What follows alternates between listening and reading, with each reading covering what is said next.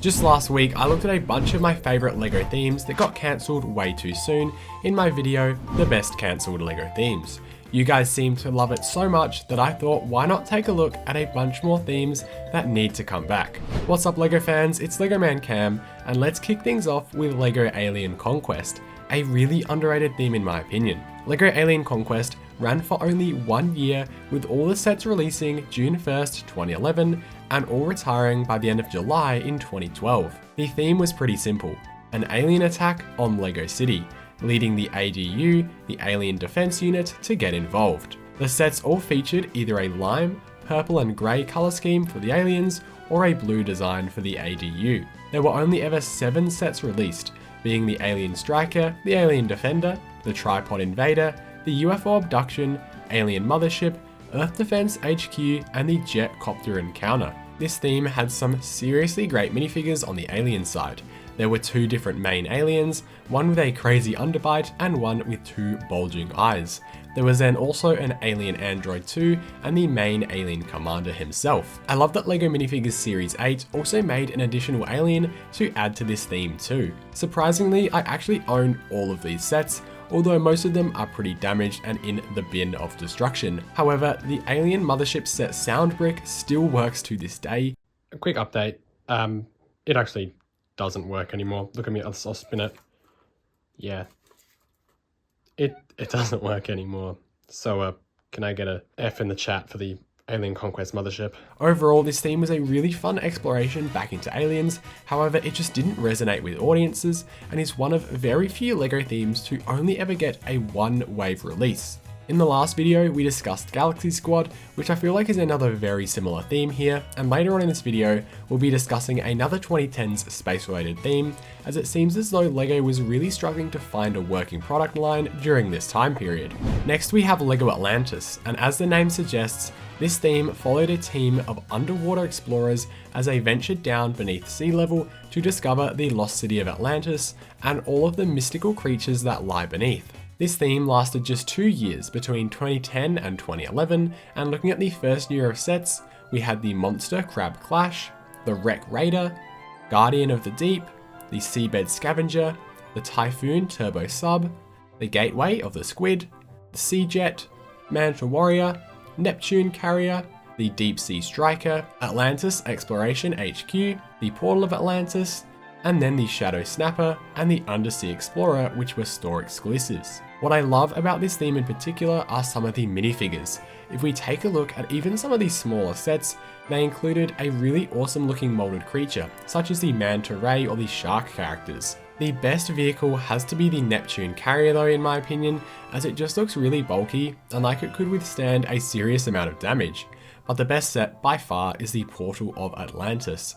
This set includes a shark head as an entryway, with stairs leading up through its mouth to the main portal, which has been opened with all of the different coloured keys, which could be collected one in each set or all included in this one. There's 2 shark statues on either side as well, and the main portal built in the middle looks amazing with those trans blue sloped pieces all pointing in different directions to the middle on different angles. The minifigure with the rusted golden armour also looks incredible. The second year had a few less sets, but they were the Ocean Speeder, the Seabed Striker, the Angler Attack, the Deep Sea Raider, and then the City of Atlantis itself. This year had the main characters swap out a lime green for a fresher yellow colour scheme, and there were some even more awesome minifigures created for these sea creatures too. Similar to the previous year, the biggest set, the City of Atlantis, is the best set of the wave, with a beautiful looking temple which I think could easily fit in with an ancient Greek display. I also love the use of those green flame pieces too. Overall, this theme was just a massive W, and I hope we get to see some more sets someday. Now let's go to a much more known and bigger theme. Let's quickly look at LEGO Chima. Now Chima was originally known as Ninjago's replacement, and I remember being so hyped to check this theme out when it released.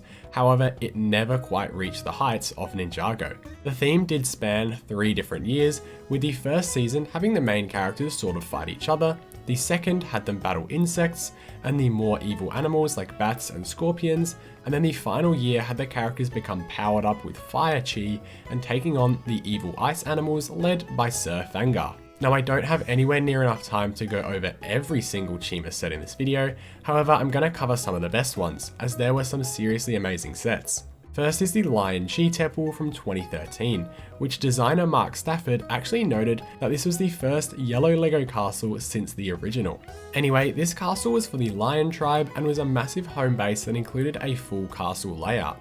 Skorm's Scorpion Stinger is another awesome looking set, as well as the Val's Fire Lion from the 3rd season. There was then the Giant Woolly Mammoth, which actually looked so amazing, and another great set was the Tiger's Mobile Command, which featured a full orange colour scheme. The theme also featured things called Speedors, which were another gimmick line of sets similar to spinners from Ninjago. They had a ripcord that you could pull, and the Speedors would zoom across the table, knocking over whatever obstacles were in their way. This theme was really fun just looking back at it, and a lot of the sets were actually really amazing recreations of vehicles or the unique animal spin. The minifigures were also just so incredible, with so many intricate and new molds, as well as new prints and new colours. The theme also had an accompanying TV show, just like Ninjago, but I'll be saving that for a future video, so please subscribe if you want to see a full Chima deep dive. Let's now head back to outer space and take a look at LEGO Space Police 3, the theme that began in 2009. Now, as this is the 3rd iteration of Space Police, LEGO did make much older sets, however, this is the theme that I grew up with, so this is the one I'm going to be looking at in this video. The theme began in June of 2009 with a full wave of sets, those being the Squidman Escape, Freeze Ray Frenzy, Gold Heist, Container Heist, Hyperspeed Pursuit, the Galactic Enforcer, Max Security Transport, and Squidman's Pit Stop, with also 2 tiny little $3.50 box sets, being the Space Speeder and the K9 Bot. I used to absolutely love those cheap box sets, and I wish they still did them today, even though they're essentially just poly bags, but in boxes. I actually remember owning the Squidman's Escape set and the Freeze Ray Frenzy, but they are probably completely destroyed down the bottom of that giant LEGO tub I mentioned earlier. The Galactic Enforcer is by far the best set of the wave though. The ship just looks so massive.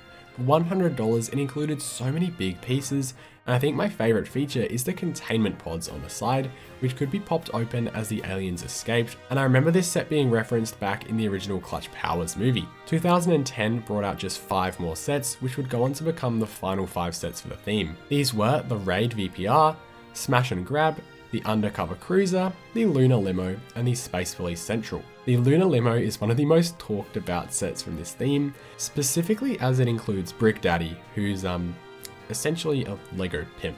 Anyway, this theme is again really fun and unique, and it just oozes that early 2010s LEGO charm, which I think so many of us watching this video now grew up with. I hope LEGO revisits this theme again soon, although we did get references to it in some of the more recent CMF series. Ultimately, this theme likely got cancelled due to poor sales, as most LEGO themes do, as more than likely with the extreme popularity of LEGO Star Wars, kids and parents opted to buy those sets instead. The last theme we're going to be looking at today is one that was another extremely short-lived theme, and a theme that only released 7 sets all in January of 2012. This was LEGO Dino. This theme was pretty simple.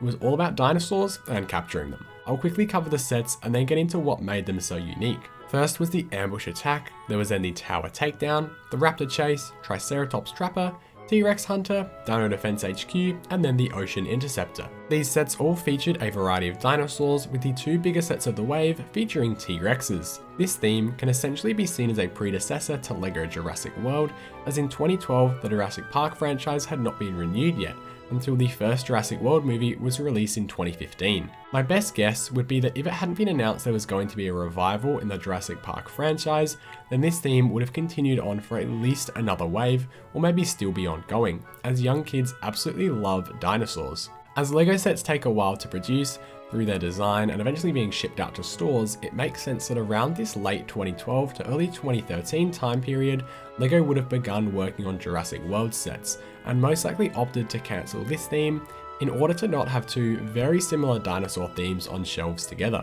With all that being said, please let me know in the comments if you own any of these sets from any of these themes, and are there any more cancelled LEGO themes that you want to see back? And if you did enjoy, please leave a like and subscribe, and I'll see you in the next one.